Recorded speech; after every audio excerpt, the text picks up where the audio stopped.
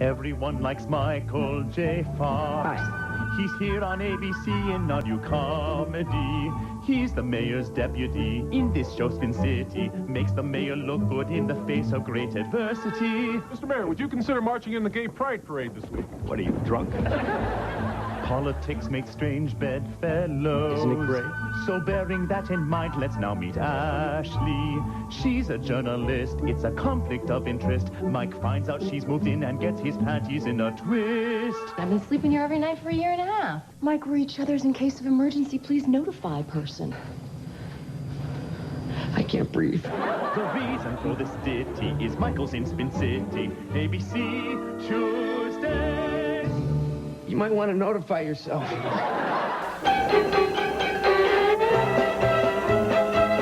Ew, old people. Slackers! Get a clue. Get a job! Get a haircut. Get some hair. Have some respect. Have some prunes. Why, I ought to take this and just give it one.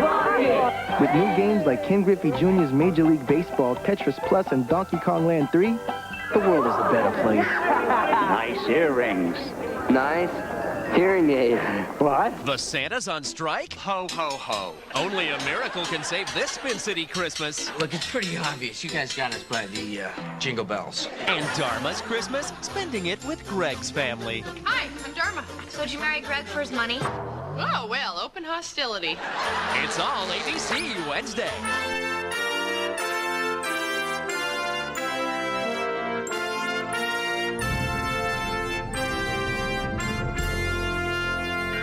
Sitcom, all ye faithful, a Christmas podcast special, where for the fourth time I discuss 25 Christmas sitcom episodes. Please come and listen as we count down to Christmas. You should see Punky Brewster, the Partridges and Benson. Michael J. Fox will return, and for one more year the Fonz will definitely have one last episode with the Fonz.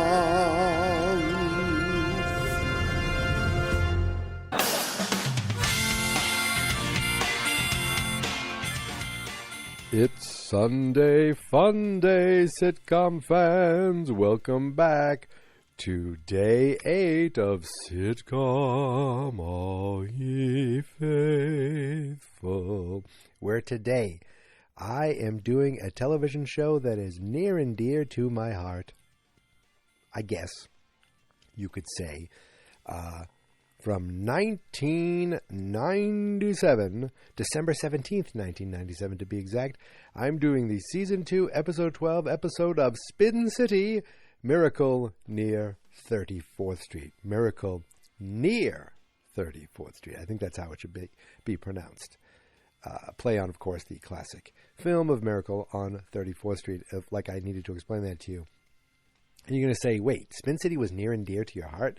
Well, I grew up a huge Michael J. Fox fan. Like most kids my age, watched Family Ties.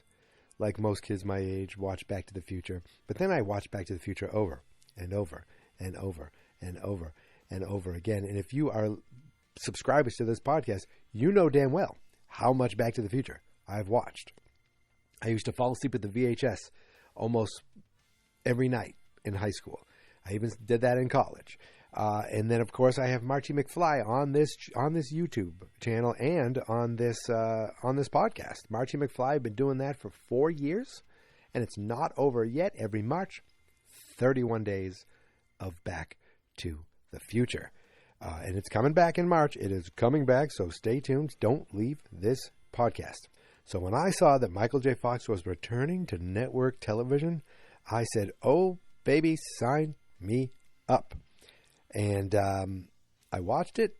I think I watched every I want to say I watched every episode, but I'm going to say I probably didn't. This was a different time. It was pre-DVR, so if you didn't sit down and watch it, you'd have to wait for the reruns. So it was definitely a show where I watched a bunch of them. And I remember I'm still in college at the time. For the first... Now, this series ran from 1996 to 2002. So it ran from me being in college to me being out of college, married, living on our own, and in the job that I'm still into today. So this, and I'll have to say that towards the end, I was not watching this show. And I'm thinking less people were, because it became a different show.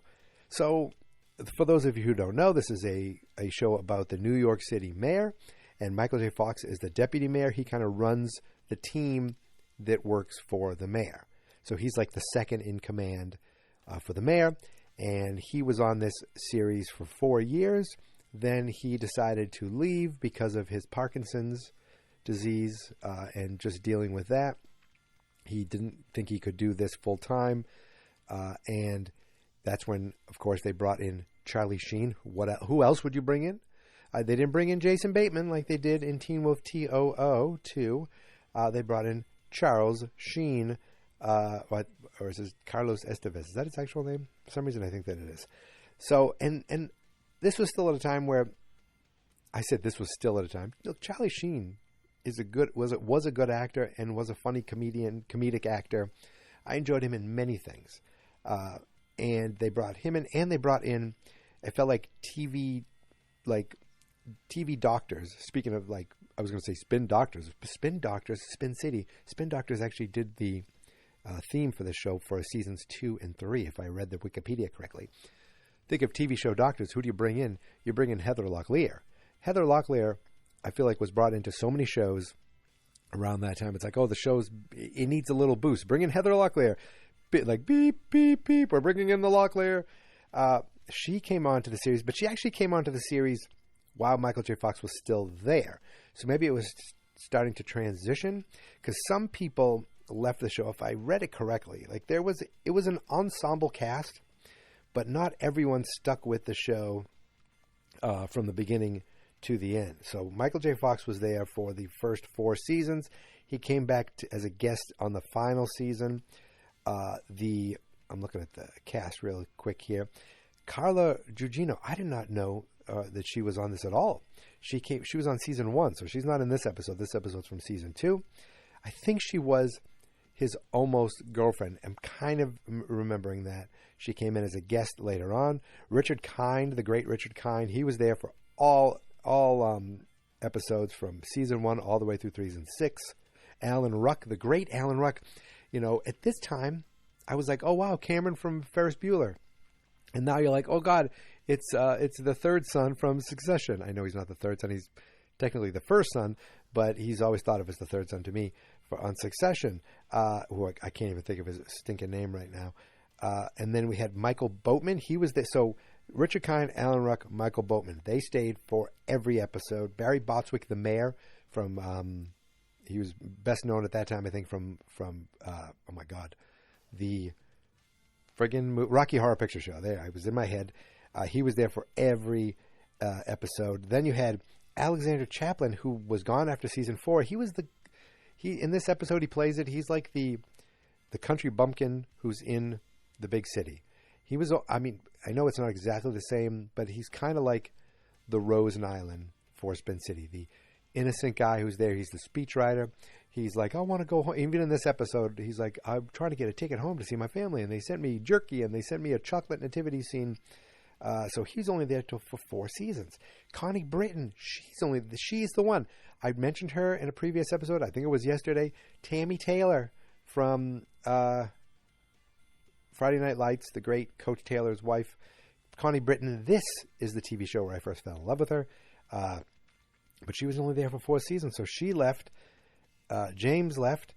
Maybe they, quote-unquote, left with Michael J. Fox, you know, in story-wise, but maybe they decided not to come back. I don't remember. Victoria Dillard, she played Janelle. She left, too. She was part of season 1, a regular for the next 3 seasons. Jennifer Esposito. Now, I'm wondering if she took over the Carla Gugino role, because she came in for seasons 2 and 3.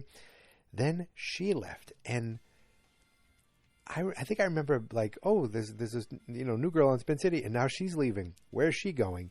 Did she get, like, other roles? She's someone who I feel like was going to try to be a big star, but never quite got there. I mean, yes, of course, she was alongside Pistachio Disguisio in the Master of Disguise. Later on, we did see her on The Boys, but I remember first noticing her on this show here. Then, of course, not in these seasons that were. Heather Locklear came in season 4. Charlie Sheen came in for seasons 5 and 6. Charlie Sheen did the Ashton Kutcher from Michael J. Fox, what Ashton Kutcher did for Charlie Sheen on 2.5 Men, sort of. There's no way Michael J. Fox would have been fired, which wasn't Charlie Sheen fired, and Michael J. Fox left for health reasons. But that has nothing to do with this episode. This episode is just a nice Christmas episode that takes place in 1997, and what I like about it is it has this kind of standard 3-story structure. You have the main story going on, and then you have the little stories that kind of intertwine with the main story. And as I said, it aired on December 17th, 1997. So let's go to tvtango.com to see what was airing on December 17th, 1997. That evening, 8 o'clock on ABC kicked off with this episode of Spin City, followed by a brand new episode of Dharma and Greg. Then a brand new Drew Carey show, followed by Ellen. That's what got you up to 10 o'clock. Then Primetime Live was on at 10 o'clock. On CBS, we had a brand new episode of The Nanny, followed by a new Murphy Brown. Then Public Eye with Brian Gumbo from 9 to 10, followed by a brand new episode of Chicago Hope. Over on the Fox channel, remember they only go till 10 p.m., there's a brand new episode of Beverly Hills 90210, followed by Great Christmas Moments Special.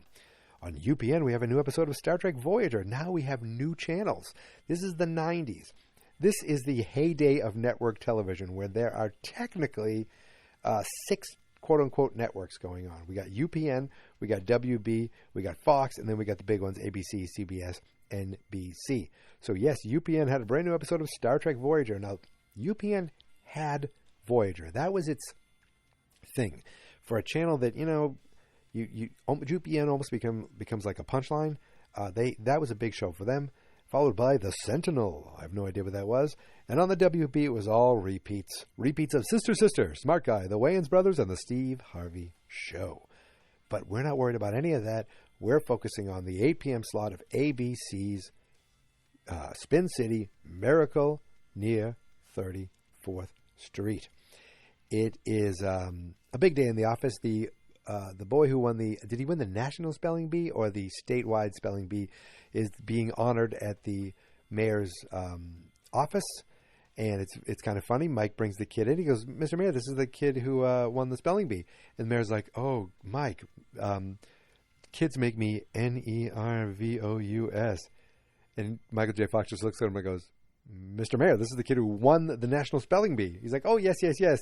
And then he goes to say congratulations. He goes, hello there, young boy. I just want to say C-O-N. Then he realizes he can't spell it. He goes, congratulations. Barry Bostwick was perfect as the mayor. He has a press conference where he's talking about Christmas time. Right in front of the kid, he goes, and I remember when I found out there was no Santa. And the kid, you could see the kid starts crying. He's like, oh, wait, oops, what have I done?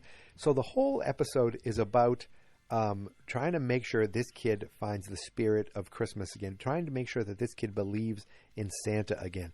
But what I like about it is they do it with a bit of a twist. They don't just make this kid an innocent little kid. So they call another press conference, and Mike brings in Michael J. Fox's character is Mike. Mike brings in all the city hall mayor, the Santas, who he fired recently because he didn't need them anymore. He brought them back because he needs one of them to help, prove that there's a Santa. And they have all these demands, and a fight ensues where Mike ends up taking one of the guy's costumes, running in and saying, hey, sorry, there was a bit of a scuffle. I'm here now. Then another Santa tackles him in front of the kid. But the kid, I guess, seemed to like it. He's like, oh, I liked when Santa tackled you. So later, one more try, they get Mike shows up with Carter and Paul on the roof of this kid's house. They're going to put Paul down the chimney dressed up as Santa. while Carter is holding him on the other end with a rope. And for some reason, Mike's on the roof too. It's ridiculous, but it was quite funny because Paul and Carter are freaking out. They're very nervous on the top of the roof, and Mike is bouncing around like he's slalom skiing. At one point, he falls on black ice, but he's like, "I'm okay, I'm okay." So he goes into the house and he's like, we want to let you know, the Santa is probably going to be visiting. What do you want for Christmas? He goes, I want a Bunsen burner, and I want lighter fluid, and I want matches, and I want a lighter. And the mother's like, he's really getting into fire now. And Mike's like, oh, okay, that you must be very proud. So they hear, he goes, I think Santa's going to be coming. There's reindeer on the roof. And they tell Carter, be careful of the black ice, too. You hear him fall. All of a sudden, you see him swinging outside the window of the house. Swinging outside the window. And inside, Paul is stuck in the chimney. And that's kind of the end. They go, oh, don't worry about him outside. I think they make up for it. Like the kid must have believed in Santa. I don't know exactly. But then they bring him to the lighting of the Christmas tree. Now, this can't be the Manhattan Christmas tree because it is not that big. So I'm going to guess it's the tree in front of the mayor's house. The mayor he goes, I'm really glad you're here. This is a big day. And of course I want to make sure all the kids, I have my speech, I want to make sure they all believe in the magic of Satan. And Mike's like, Santa, he looks at his thing, he goes, oh yeah, it's a typo. So, and he goes, well, of course this is Santa. Who do you think got me these Cuban cigars? And Mike's like, Mr. Mayor, these Cubans, they haven't been cleared by customs, so maybe don't smoke them on camera. He's like, good idea. So he puts the cigar down. While it's lit, what happens? It burns the tree down. But while it burns the tree down, the kid loves it because he's a pyro. He goes, that was everything I hoped for. And Mike's like, do you know how to spell pyromaniac? And the kid said, that's the word I won on. He goes, of course it is.